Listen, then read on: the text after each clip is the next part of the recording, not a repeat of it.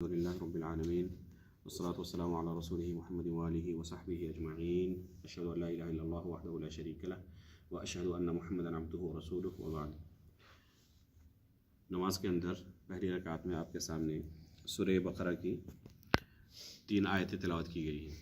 پہلی آیت کے اندر اللہ رب العالمین نے اس آیت کے آخر میں بہت ہی ایک اہم بات بیان کی ہے جس کا ہمیں اکثر و بیشتر احساس نہیں ہوتا.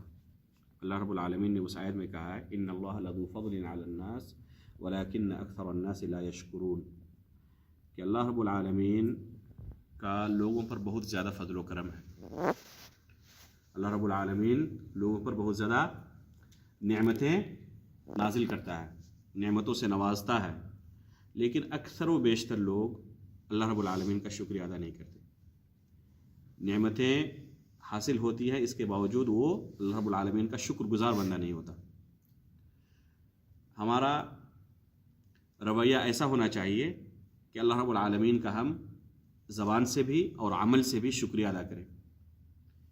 ہمیشہ گناہوں سے بچنے کی کوشش کریں، نیکی کی طرف قدم بڑھانے کی کوشش کریں، کم از کم ارادہ کریں کہ نیکی کے کام کرنے کا. ایک حدیث میں نبی صلی اللہ علیہ وسلم فرماتے ہیں کہ اللہ رب العالمین کا ارشاد ہے، یہ حدیث قدسی کہا جاتا ہے اسے، کہ اللہ رب العالمین کا ارشاد ہے جب کوئی بندہ کوئی نیک عمل کرنے کا ارادہ کرتا ہے، ابھی صرف اس نے ارادہ کیا دل کے اندر لیکن اس کام کو کرتا نہیں. ارادہ کیا تھا نیک کام کرنے کا لیکن اس کام کو کیا نہیں، اس کے باوجود اسے اللہ تعالیٰ پوری نیکی عطا کرتا ہے، مکمل نیکی عطا کرتا ہے. دیکھیے اللہ رب العالمین کا کتنا بڑا فضل و کرم ہے. ارادہ کیا تھا لیکن کام نہیں کر پایا، کسی وجہ سے اس نیکی کو انجام نہیں دے پایا، کر نہیں پایا وہ، اس کے باوجود اللہ رب العالمین اسے مکمل نیکی عطا کرتا ہے، پوری نیکی عطا کرتا ہے. اس کے لیے اللہ تعالیٰ مکمل ایک نیکی لکھتا ہے. اور اگر اس نے وہ نیکی کر ہی لیا، ارادہ کیا تھا کر بھی لیا، الحمدللہ، عمرے کرنے کا ارادہ تھا، حج کرنے کا ارادہ تھا، قرآن پڑھنے کا ارادہ کہ فجر کے بعد انشاءاللہ میں قرآن پڑھوں گا، تلاوت کروں گا، فلاں اپنے رشتہ دار سے ملنے جاؤں گا، صدقات و خیرات کروں گا، والدین سے حسن سلوک سے پیش آؤں گا، ان سے بات کروں گا، ان کو ان کے دل میں خوشی پہنچاؤں گا میں. یہ سب نیکی کے کام ہیں. تو اس نے ارادہ کیا اور کر بھی لیا، الحمدللہ، اللہ کا فضل و کرم سے. تو اس وقت اسے ایک نیکی نہیں ملتی، وہ تو نہ کرنے کے باوجود ایک نیکی مل گئی تھی، اب اسے 10 نیکیاں ملتی ہیں. کام ایک کیا ہے لیکن نیکی کتنی ملتی ہے؟ 10 نیکیاں ملتی ہیں. یہ سب سے کم ہے. یہاں تک کہ بڑھتے بڑھتے بڑھتے بڑھتے 700 نیکیوں تک اللہ تعالیٰ اسے پہنچا دیتا ہے. نیکی ایک ہی کیا ہے لیکن کم از کم اسے 10 نیکی ملتی ہے. اور کسی کو عمل کے اعتبار سے، عمل کرنے والے کے اعتقاد کے اعتبار سے، حسن نیت کے اعتبار سے، اللہ تعالیٰ پر کس طرح بھروسہ ہے، توکل ہے، اللہ تعالیٰ کے ساتھ کس طرح محبت ہے نیکی کرتے وقت. ہر ایک کے کام کرنے کا، نیکی کرنے کا طریقہ ایک نہیں ہوتا ہے یا نہیں ہے. کسی کا دل اللہ رب العالمین کی محبت سے سرشار ہے، سیکھنے کی کوشش کرتا ہے کہ کیسے اللہ تعالیٰ زیادہ سے زیادہ اللہ تعالیٰ کو میں خوش رکھ سکوں، اللہ تعالیٰ میرے عمل سے راضی ہو. تو ہر ایک کا کام کرنے کا، نیکی کرنے کا طریقہ مختلف ہوتا ہے. تو کسی کو 10 نیکی ملتی ہے تو کسی کو 700 نیکی ملتی ہے، یہاں تک کہ کسی کو بے شمار نیکیوں سے اللہ نوازتا ہے. یہ نیکی کرنے کے تعلق سے ہے.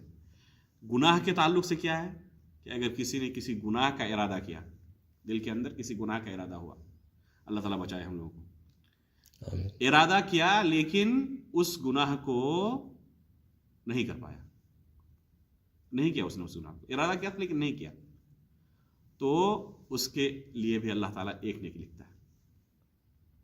سوچئے گناہ کا ارادہ کیا تھا لیکن اس گناہ کو کیا نہیں، تو اس کے باوجود اس کو اللہ تعالیٰ ایک نیکی دیتا ہے. اور اگر اس نے گناہ کر بھی لیا، ارادہ کیا تھا گناہ کر بھی لیا، تو گناہ کے بقدر ہی اس کو گناہ لکھا جاتا ہے، زیادہ بڑھا کر نہیں. جیسے نیکی کے معاملے میں 10 گنا سے 700 گنا تک پہنچ گیا تھا نا، وہ گناہ کے معاملے میں 10 گنا اور 700 گنا نہیں ہوتا. جتنا گناہ ہے اسی کے بقدر اس کو اس کا گناہ لکھا جاتا ہے. उससे ज़्यादा बढ़ाकर नहीं, रहम ज़्यादा है। तो देखिए अल्लाह रब्बुल आलमीन इसलिए है सबक़त रहमती अला गज़बी, अल्लाह ताला फरमाते हैं कि अल्लाह ताला की रहमत उसके गज़ब पर गालिब है, अल्लाह ताला की रहमत उसके गज़ब पर गालिब है। इसलिए नमाज में हम हमेशा पढ़ते हैं क्या, बिस्मिल्लाहिर्रहमानिर्रहीम, अल्हम्दुलिल्लाह रब्बिल आलमीन अर्रहमानिर रहीम। रहमान और रहीम अल्लाह ताला के दो नाम हैं जो लफ्ज़ रहमत से बने हुए हैं, रहम से बने हुए हैं। अल्लाह ताला रहमत करने वाला है, रहम करने वाला है अपने बंदों पर। यहाँ तक कि देखिए अल्लाह की रहमत, हम कितनी गुनाहें करते हैं, यहाँ तक कि बहुत सारे लोग अल्लाह पर ईमान ही नहीं लाते, शिर्क और कुफ्र तक करते हैं। इसके बावजूद अल्लाह रब्बुल आलमीन हर एक को रिज़्क़ अता कर रहा है, नहीं कर रहा है? सेहत व तंदुरुस्ती और हर तरह की नियमतों से अल्लाह ताला इसके बावजूद उसको नवाजता है। ऐसा नहीं कि तुम गुनाह कर रहे हो तो तुमसे आज रिज़्क़ में छीन लूँगा, आज तुम गुनाह कर रहे हो, मेरी बात नहीं मान रहे हो, तुम्हें फला मुसीबत में डाल दूंगा। अल्लाह ताला छूट दिया हुआ है, ढील दिया हुआ है। अल्लाह ताला रब्बुल आलमीन का फजल करम है। लेकिन जब इंसान हद से तजावुज़ कर जाता है तो अल्लाह ताला उसे फिर तंबीह करता है, मुख्तलिफ तरह की छोटी बड़ी मुसीबतों से दो चार करता है, ताकि ईमानदार बंदे जो हैं वो फ़ौरन होश के नाखुन ले और फिर अल्लाह ताला की तरफ पलट के आ जाए, तौबा इस्तिग़फ़ार करे। और फिर अल्लाह ताला जब तौबा इस्तिग़फ़ार करता है बंदा तो तमाम साबिक़ा गुनाहों को अल्लाह ताला माफ़ कर देता है। तौबा के ताल्लुक़ से आता है कि तौबा करने वाला उसी तरह होता है गोया कि उसने गुनाह किया ही नहीं। तौबा अगर कोई गुनाह से कर लेता है, गुनाह किया उसने फिर तौबा किया, तो उसके गुनाहों को एकदम बिल्कुल ख़त्म कर देता है। ऐसा हो जाता है गोया कि उसने गुनाह किया ही नहीं। एक हदीस के अंदर अल्लाह के रसूल सल्लल्लाहु अलैहि वसल्लम ने एक मिसाल दी है कि अल्लाह रब्बुल आलमीन को बंदे के तौबे से कितनी खुशी हासिल होती है। अगर समझना चाहो तो एक मिसाल से सुनो। क्या मिसाल है? कह रहे हैं कि एक बंदा सफ़र के लिए निकला है, उसके पास एक सवारी है और सवारी पर पूरे सफ़र के अंदर जो उसको ज़रूरियात पेश आने वाली है, खाना पानी सब कुछ उसी सवारी के ऊपर मौजूद है। अब एक चटियल मैदान में जाके वो आराम करने के लिए सोता है, लेटता है। जब उठता है तो देखता है कि उसकी सवारी कहीं भाग गई है। अब आप सोचें कि चटियल मैदान हो, दूर दूर तक कोई रिहाइश किसी इंसान का अता पता ना हो, खाने पीने का कुछ भी नहीं, तो अब उसे सामने मौत नज़र आ रही है। अब पैदल वो चलेगा तो कितना दूर चलेगा? जाहिर सी बात है कि 1 दिन 2 दिन 3 दिन के बाद और चल नहीं सकता। वो बगैर खाए पिए इंसान कितना चल सकता है? 2 दिन के बाद 3 दिन के बाद भूख लगी तो ऐसे ही वो मर जाएगा।